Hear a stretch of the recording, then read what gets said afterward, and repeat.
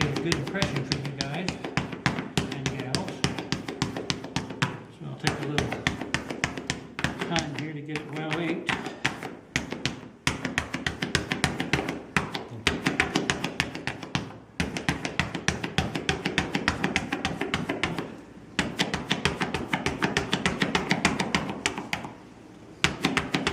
How many did you print in the first did you mention that?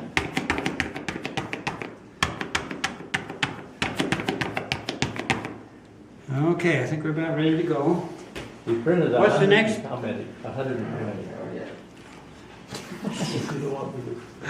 Don't interrupt me, please. Okay, now I forgot where I was at. You were asking us the next I'm step. inking the type. Okay. What's the next thing he has to have to print on? Paper. Well, something to print on. He printed about 180 copies of that first Bible, 40 of them on animal skin, and the rest of them he was able to print on paper. Paper had just been invented in China and had come to Europe through Italy. Now the paper was being made for the scribes, and so it was hard and slick, didn't work very well with Gutenberg's oil-based ink. So he had to soften the paper by dampening it. Now I knew that if he just laid a sheet on like this and rolled it under there, he couldn't make, and rolled it into,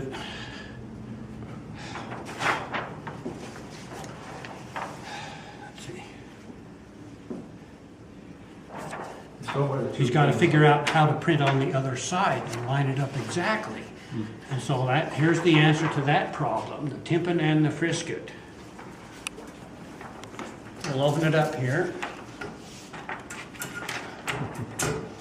This is called the tympan. It's just leather over a frame that provides a place for us to put our paper on. These little points called duckbills position it up and down. And then the mark left and right here. Now watch this. These pins poke through the paper. And when he prints on the other side, he puts the paper back on through those same holes. And that gives him perfect alignment between the front and the back. It's still basically the same system that's used on printing presses even today, pin register. Now the frisket comes down to hold the paper against the tympan. It's cut out there where we're going to print. It also allows us to lift that paper back up off that sticky type without smearing it or tearing it because it's damp. So now we're ready to fold the bed of the press under the platen. The next thing that happens is we pull the handle, which turns the screw and lowers the platen and presses the paper against the inky type. The person that did this was called a very exotic name, the puller. So we're going to have some of you guys and gals be pullers. We're going to make 2 impressions. So let's have, why don't you come and do our first impression. 2 hands up there and pull it towards you as Hard as you can. Try to make a good impression. Don't break it. When President Monson was here, he pulled that thing, and I said, "Don't break it."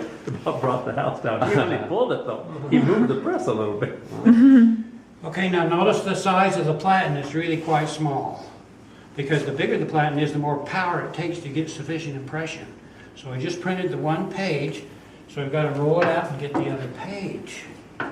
Now we'd like to have some of the gals do it. How about? Go for it, Sabrina. I'll film for you. Yeah, take a picture. We're gonna pause while we do it. Pull it as hard as you can. Okay, Hard. come on, Don't gotta make a good put more. impression. Both on top. That's what Gutenberg did. Well, that sounds pretty good. It's hard. Did it? Yeah, how'd you like to do that all day long? You'd have some arm muscles. All right, now we're gonna roll it out. Now listen quiet, and then you can hear the frisket lift that paper This is called off that the sticky type. press kiss.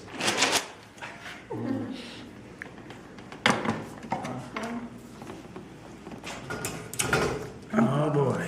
We did pretty good. Wow. Did a pretty good inking job and a pretty good pulling job.